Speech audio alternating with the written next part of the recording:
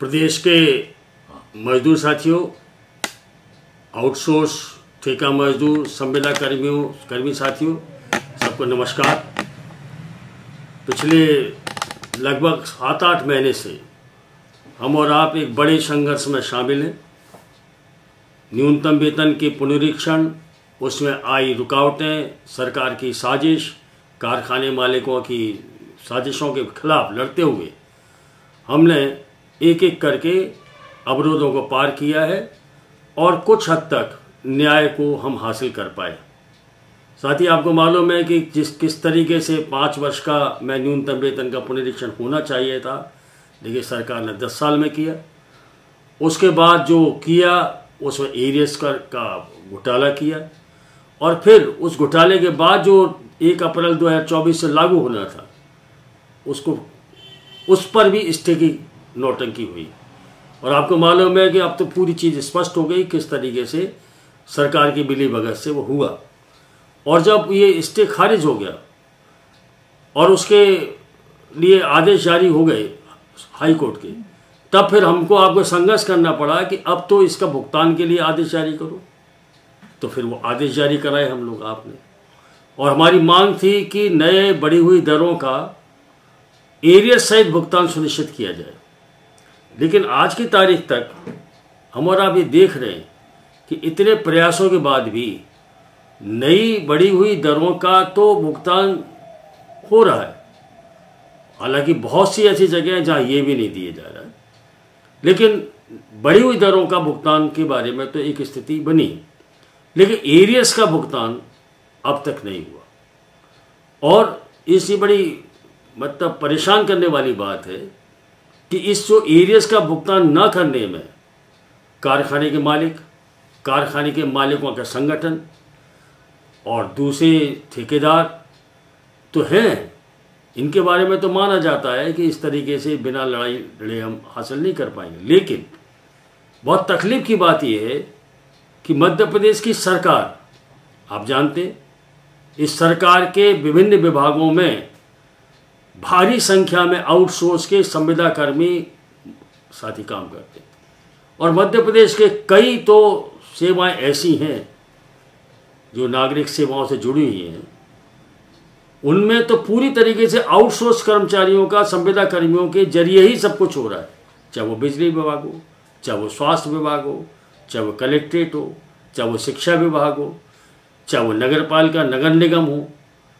ये तमाम सारे विभाग तो ऐसे हैं जो जनता के लिए पूरी तरीके से सेवा कर रहे हैं, और उनको भी न्यूनतम वेतन की बढ़ी हुई दरों से भुगतान होना चाहिए था। और ये सब सरकारी विभाग हैं। तो सरकार अगर चाहती, कानूनी दायरे में आ गया मामला, तो सरकार अगर चाहती तो 1 सप्ताह के अंदर भुगतान करा देती, लेकिन अब तक भुगतान नहीं हुआ। यही स्थिति कारखानों के अंदर है।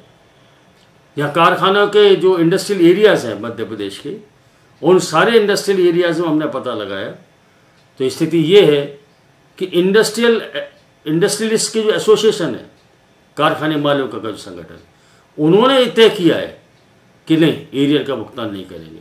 और उन इंडस्ट्रियल एरियाज में कई उद्योग ऐसे हैं जो निजी बातचीत में हमसे, हमारे साथियों से, हमारे जो कार्यकर्ता हैं, हमारे जो नेता हैं निचले स्तर पर सीटू के, उन सबसे कहते हैं हम तो देना चाहते हैं, लेकिन इंडस्ट्रियलिस्ट की जो एसोसिएशन है वो एसोसिएशन ने फैसला कर दिया। तो कुल ये समझ में क्या आ रहा है साथियों? ये समझ में ये आ रहा है कि ये जो हमारा वैधानिक अधिकार था, तो उस वैधानिक अधिकार को सरकार ने पहले तो 5 साल के बजाय 10 साल में किया, वहीं से गड़बड़ किया, फिर काट छाट करके किया। नवंबर 2019 से अप्रैल 2024 तक, मार्च 2024 तक का एरियर खा गई, सरकार ने खाया। और उसके बाद 1 अप्रैल से जो लागू हुआ, उसके भुगतान कराने की, एरियर सहित भुगतान की न सरकार अपने विभागों में करा रही, न कारखाने के मालिक कर रहे, और कारखाने के मालिकों का संगठन, वो कौन सा संगठन है, कौन सी ये सरकार है जो सबका साथ सबका विकास का नारा देती थी सरकार? तो हमने क्या देखा इसी अवधि में, ये भी सब हुआ न्यूनतम वेतन का, इसी अवधि में हमने देखा कि सरकार ने पलक पावड़े बिछाकर हजारों करोड़ रुपए खर्च करके इन्वेस्टर्स मीट की भोपाल में, ग्लोबल इन्वेस्टर्स मीट, और उस इन्वेस्टर्स मीट में उन कारखाने के मालिकों को, नियोजकों को कि ऐसी आवभगत की जैसे कोई देव पुरुष हो ये लोग। और उनको फिर सरकार ने बड़ी सौगातें दी हैं, जमीनें टैक्स फ्री, पानी में कमी, बिजली में, मतलब जितनी रियायती दरों पर ब्याज, रियायती दरों पर कर्ज, यानी जो कुछ सुविधा दे सकती थी सब सुविधा दी। काय के लिए? अब कारखाने। तो कारखाने लगाओ, तो कारखाने के अंदर जो मजदूर है उसको बढ़ा हुआ वेतन तो देना दूर आपका, बस न्यूनतम वेतन तक नहीं दे रहे, और आप उनकी मदद कर रहे हैं। आपने देखा कि अभी इस पूरे दौर में जब से ये बढ़ी हुई दरों के भुगतान के लिए आदेश, आपने देखा हमने CITU ने तब से लेकर लगातार पूरे प्रदेश में हम प्रदर्शन कर रहे हैं। कम से कम पिछले 3 महीने के अंदर 5 बार प्रदेश भर में प्रदर्शन कर चुके हैं अलग अलग जिलों में। और हमारे प्रदर्शनों के बाद क्या हुआ? श्रमायुक्त कार्यालय से स्पष्ट निर्देश जारी हुए कई बार। हाल ही में अभी 10 तारीख को एक और जारी किया उन्होंने, जब हम लोगों ने प्रदर्शन किया उसके बाद। उसमें क्या लिखा है कि ये आउटसोर्स के जो कर्मचारी हैं, संविदा कर्मी हैं, कारखाने जो अधिसूचित नियोजनों में शामिल हैं, चाहे वो मतलब सिक्योरिटी गार्ड्स हों, चाहे वो आउटसोर्स के कर्मचारी हों, चाहे संविदा कर्मी हों, चाहे कारखानों में, मतलब जो न्यूनतम वेतन के कानून के में दायरे में अधिसूचित नियोजन शेड्यूल इंडस्ट्री में शामिल है, उनको ये दे और एरिया सहित दे। वो जो टेक्सटाइल के 3 जो नए जो बनाए जिस उसके बारे में बाद में बात करता हूँ, उनको छोड़ दो। तो जब इतना स्पष्ट है तो इसका मतलब क्या है? जब हमने जिलों में प्रदर्शन किया और हमने कहा कि आप अपने अपने जिले के अंदर जिलाधिकारियों से, श्रम पदाधिकारियों से, सहायक श्रमायुक्त से कहा, तो उन्होंने कहा नहीं श्रमायुक्त ने पहले जारी कर दिया। हमने कोई बात नहीं, श्रमायुक्त ने जारी कर दिया, लेकिन यहाँ कारखाने के मालिक ये कह रहे हैं कि हमारे पास कोई लिखित में आ जाए तो हम दे दें। तो मध्य प्रदेश के कम से कम 20 से 22 जिलों के अंदर हमारे प्रदर्शन के बाद श्रम पदाधिकारी, सहायक श्रमायुक्तों ने चिट्ठी निकाल दी संबंधित जिलों के लिए, लेकिन फिर भी नहीं हो रहा। तो मामला क्या है ये समझना है आपको। मामला ये है कि अब आपके और हमारे संघर्ष के जरिए और आपके सहयोग से ही सीटू लड़ पाई। हम 2-4 लोग लड़ते तो नहीं होता। आपने सहयोग किया, आपने समर्थन किया, साथ दिया, तो वो संघर्ष कामयाब हुआ। और कामयाब होने के बाद स्थिति ये बन गई है कि आप ये बिल्कुल स्पष्ट रूप से समझ लीजिए साथियों, वैधानिक रूप से न्यूनतम वेतन की बढ़ी हुई दरें और पूरा एरियर वैधानिक रूप से आपका हक है, इसमें कोई शंका नहीं। पर कारखाने के मालिक, आउटसोर्स कर्मचारियों के जो ठेकेदार हैं वो, संविदा कर्मियों की कोई ठेकेदार हैं वो, बड़े बड़े ठेकेदार, सिक्योरिटी गार्ड की एजेंसी चलाने वाले, ये जो बड़े बड़े नियोजक हैं वो लोग बाधा बने हुए और सरकार उनको संरक्षण दे रही है। मुश्किल ये, मैं आपसे स्पष्ट रूप से कहना चाहता हूं और मैं चेतावनी चैलेंज करता हूं, कोई भी सरकार का आदमी मुझसे बात कर ले आके, अगर मुख्यमंत्री आज चाहें कि बड़ा हुआ दर 7 दिन के अंदर पूरे प्रदेश के अंदर न्यूनतम वेतन की बढ़ी हुई दरें और एरियर का भुगतान होगा, क्या करना है मुख्यमंत्री जी को?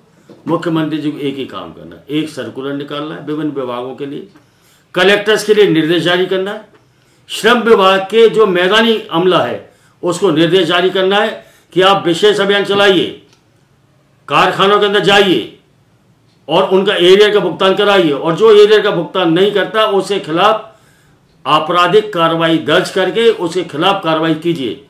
अभी 7 दिन के अंदर हो जाएगा। इसको साफ है साथियों कि अब हम करें क्या। पहले सरकार दे नहीं रही थी, फिर उन्होंने मुश्किल किया, फिर हमने लड़े, फिर वो एजेंडे में लाए, फिर रिवीजन हुआ, फिर उसमें घपला हुआ, घपले के खिलाफ लड़े, फिर कोर्ट में लड़े, अब आ गया और वैधानिक रूप से सारे सर्कुलर आ गए। तो इसका मतलब है साथियों कि इसमें एक ही बात है कि हमको एकताबद्ध होके संघर्ष करना पड़ेगा, और जहां हम संघर्ष करेंगे वहीं कामयाबी मिलेगी। आपको अभी आमतौर पर खबर मिल रही है कि एरियर नहीं मिल रहा, लेकिन मैं आपकी जानकारी में ला रहा हूं कि जहां जहां हम लोगों ने संघर्ष किया, चाहे वो सीमेंट के कारखाने हो, मिल गया, वो कई विभाग हैं लड़े, मिल गया, BHEL आधे ज़्यादा मिल गया। तो जहां हमारे संघर्ष कर रहे हैं, और संघर्ष को तो बहुत ही मुस्तैदी के साथ संघर्ष करना पड़ेगा। एक तो मेरा आपसे अपील ये है, पर हम तो संघर्ष की अपील कर रहे हैं बार बार कर रहे हैं और हम बार बार कार्यक्रम भी दे रहे हैं। और ये जो पूरी परिस्थिति बनी है, अब हमने अभी 17 जून को फिर से प्रदर्शन किए सारे जिलों में, आपके जिले में भी हुआ वो श्रम पदाधिकारी। अब हमने तय किया कि 27 जून को श्रमायुक्त कार्यालय इंदौर में हम जा रहे हैं, प्रदर्शन कर रहे हैं, बड़ा प्रदर्शन करेंगे। आपसे भी अपील है कि 27 जून को आइए। हमने CITU ने एक कार्यक्रम बनाया प्रदर्शन का, फिर बाकी जो सेंट्रल ट्रेड यूनियंस हैं, दूसरे संगठन हैं, उनको मालूम पड़ा तो उन्होंने कहा नहीं हम भी शामिल हो सकते हैं। तो बिल्कुल हमने कहा आइए, क्यों नहीं।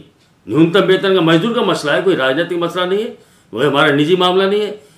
तो 27 तारीख को प्रदर्शन होगा। अभी 27 तारीख के प्रदर्शन हम क्या मांग करना चाहते हैं साथियों, 2-3 मांग कर रहे हैं। एक है ये न्यूनतम वेतन में महाघोटाला किया, मैं अगले वीडियो में विस्तार के साथ जानकारी दूंगा कि मध्य प्रदेश सरकार और क्या करे। फिर संक्षेप में बता दूं आपको, अभी पचमढ़ी में इनकी कैबिनेट हुई, उस कैबिनेट में न्यूनतम वेतन के पुनरीक्षित दरों का एरियर के भुगतान के बारे में कुछ तय नहीं किया। पर ये कहा साहब 3 हम संशोधन कर रहे हैं श्रम कानूनों में, और काय के लिए, ठेका मजदूरों की और हालत खराब करने, उसके साथ साथ में कारखानों के अंदर जो मजदूर काम कर रहा है उसकी बदहाली करने के लिए। उसके बारे में अगला वीडियो में जारी करूंगा, उसको पूरा टेक्निकली बताऊंगा विस्तार के साथ। मतलब न्यूनतम वेतन में महाघोटाला कर दिया, न्यूनतम वेतन कानून में मिला तो उनको लगता है कानून रहेगा तो गड़बड़ होगा, तो कानूनों को ही खत्म कर रहे हैं। अब ये जो परिस्थिति बन गई साथियों, इस परिस्थिति में हमको आपको अपने ही सहारे, अपनी ही ताकत पर संघर्ष करना पड़ेगा। अब एक और सवाल है कि वो टेक्सटाइल वाला मसला है। वो टेक्सटाइल के मामले में बहुत बड़े पैमाने पर गड़बड़ की है कारखाने, तो उसके लिए तो कोर्ट में हम हैं, रिव्यू पिटिशन में। अभी हाई कोर्ट की छुट्टियां चल रही थी, कोर्ट की छुट्टियां चल रही थी। अभी 20 तारीख को कोर्ट खुल जाएगा, और उसके बाद में वो जो टेक्सटाइल के मामले में जो न्यूनतम वेतन में घपला किया है उनको बाहर किया है, उसके खिलाफ कोर्ट में भी लड़ रहे हैं। और अभी न्यूनतम वेतन सलाहकार बोर्ड की जब बैठक हुई थी तो उसमें हमने साफ साफ ये तय करा दिया।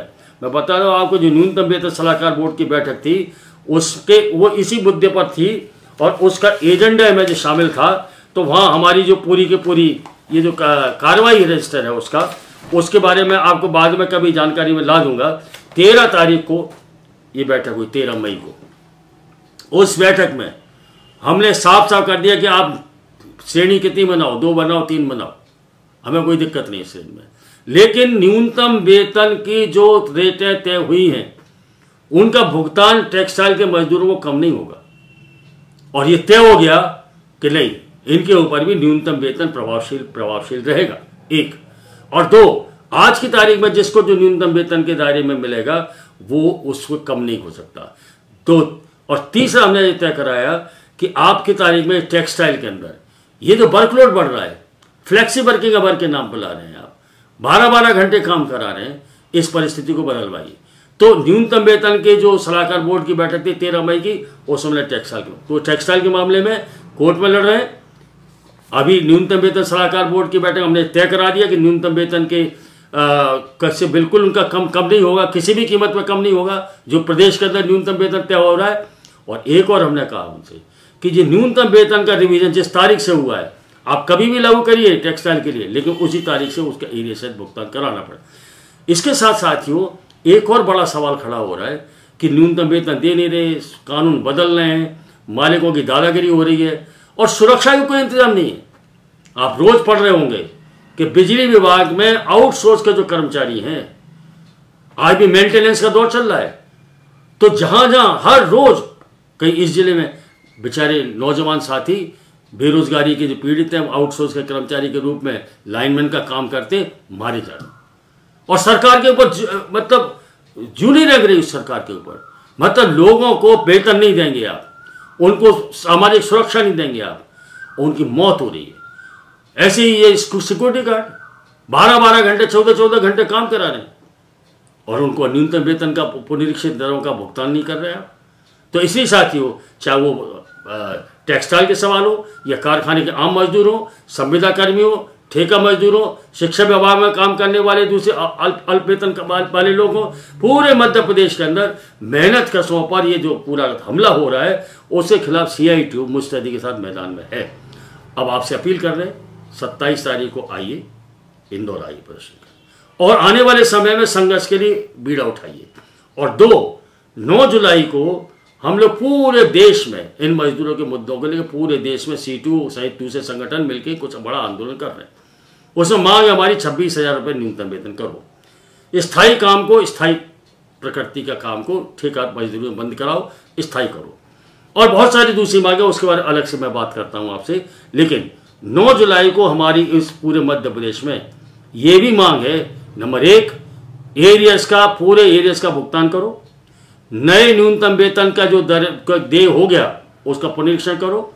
और साथ साथ में पूरे प्रदेश के अंदर श्रम कानूनों का बेहतर तरीके पालन करो। तो इनके लिए हम लोग 9 जुलाई को पूरे प्रदेश, देश भर के साथ मध्य प्रदेश में भी हड़ताली कार्रवाई कर रहे हैं। मैं जानता हूं कि आप आउटसोर्स के कर्मचारी, दूसरे कर्मचारी आज अगर एरियर को मांगने जाते हैं, आवेदन देते हैं, तो आपको नौकरी से बाहर कर दिया जाता है। इसी आपको मुझे मालूम है कि आप हड़ताल जैसी स्थिति में नहीं आए, लेकिन इतना तो कर सकते हैं आप कि जहां जहां पूरे प्रदेश में होगा आंदोलन, जहां आंदोलन का स्थल हो वहां जाइए, बड़ी संख्या में अपनी ताकत दिखाइए। यही ताकत दिखाते दिखाते हम पूरा भरोसा रखिए, ये एरियर का हक वैधानिक रूप से प्रमाणित हो गया, सर्कुलर जारी हो गए, दे नहीं रहे। ये समस्या है, आप और हम मिल के लड़े थे तो आगे बढ़े, जीते। और अब फिर अगर हम मुस्तैदी के साथ लड़ेंगे तो एरियर का भी भुगतान करा लेंगे, नए जो देय पुनरीक्षण है न्यूनतम वेतन उस पर भी करा लेंगे। मुझे पूरा भरोसा है कि आपने जैसे साथ दिया वैसा ही साथ देते रहेंगे और बढ़ चढ़ के आंदोलन की मन बनाएंगे, तैयारी करेंगे। और उसी से अगर आपने मन बना लिया, एक बार तैयारी कर ली, एक बार में मैदान उतरेंगे। मैं गारंटी के साथ कह रहा हूँ, जिस दिन आप पूरे मध्य प्रदेश में मैदान उतराएंगे उसी दिन सरकार घुटने पे होगी, कारखाने के मालिक झुकेंगे, हमारा हक मिलेगा। आप सबने मेरी बात सुनी, धन्यवाद।